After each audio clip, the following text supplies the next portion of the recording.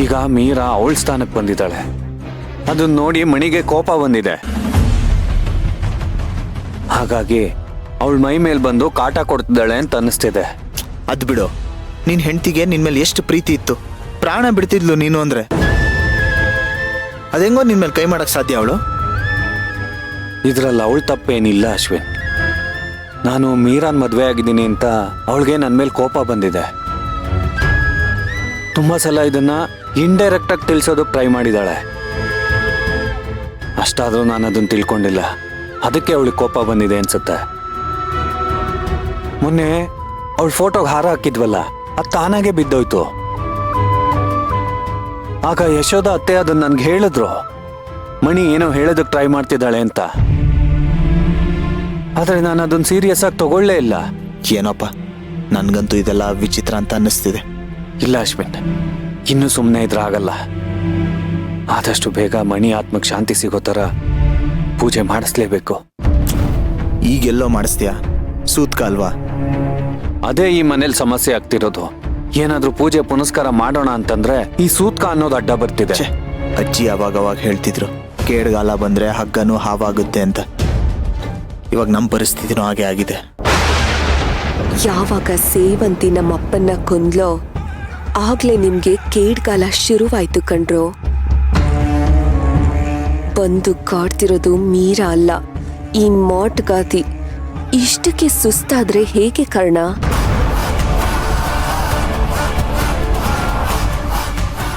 ರಾತ್ರಿ ಬಿದ್ದಿರೋ ಹೊಡೆತ ಏನೇನೂ ಅಲ್ಲ, ನಿಮ್ಗಿನ್ನೂ ಇದೆ ಹಬ್ಬ. ರೆಡಿಯಾಗಿ ನನ್ನ ಕೈಲಿ ಒದೆ ತಿಂದು ಸಾಯೋಕೆ ತಯಾರಾಗಿರಿ.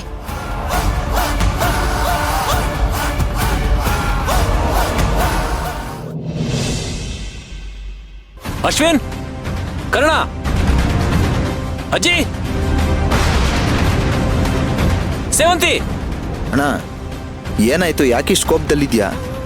ಯಾಕೋ ಅರ್ಜುನ್, ಏನಾಯ್ತು? ಇಲ್ಲಿ ನೋಡಿ.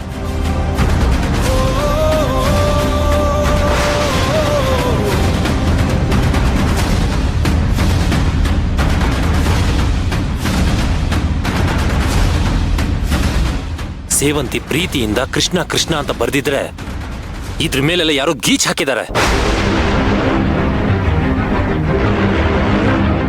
ಇದು ನೋಡಿದ್ರೆ ಗೊತ್ತಾಗತ್ತೆ ಈ ಮನೆಯಲ್ಲಿ ನನ್ನ ಮಗು ಮೇಲೆ ಯಾರಿಗೋ ಕೆಟ್ಟ ದ್ವೇಷ ಇದೆ ಅಂತ.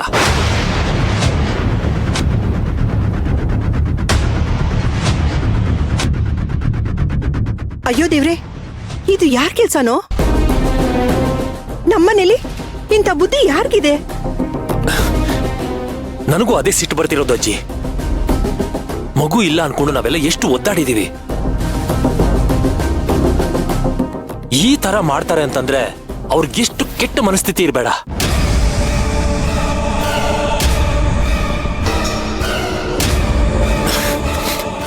ಕರ್ಣ, ನಿನ್ಗೇನಾದ್ರೂ ಗೊತ್ತಾ ಯಾರು ಮಾಡಿದ್ದು ಇದನ್ನ ಅಂತ?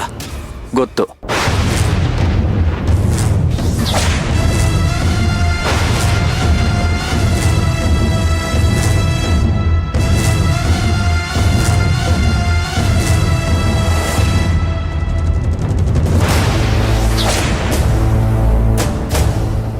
ಓ,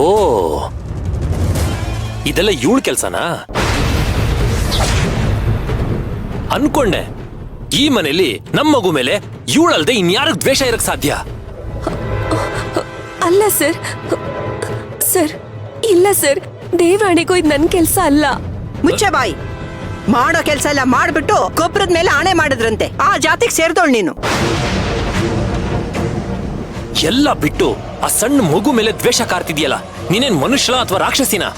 ನೋಡಿ ಅರ್ಜುನ್ ಸರ್, ಸುಮ್ನೆ ಏನೇನೋ ಅಪವಾದ ಮಾಡಬೇಡಿ. ನನಗೂ ಇದಕ್ಕೂ ನಿಜವಾಗ್ಲೂ ಸಂಬಂಧ ಇಲ್ಲ.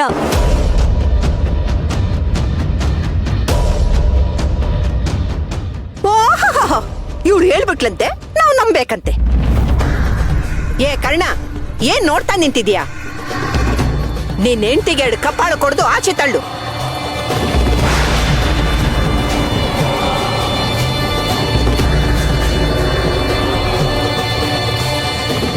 ಕರ್ಣ ಸರ್, ಇಲ್ಲಿ ಯಾರು ನನ್ನ ನಂಬ್ತಾ ಇಲ್ಲ.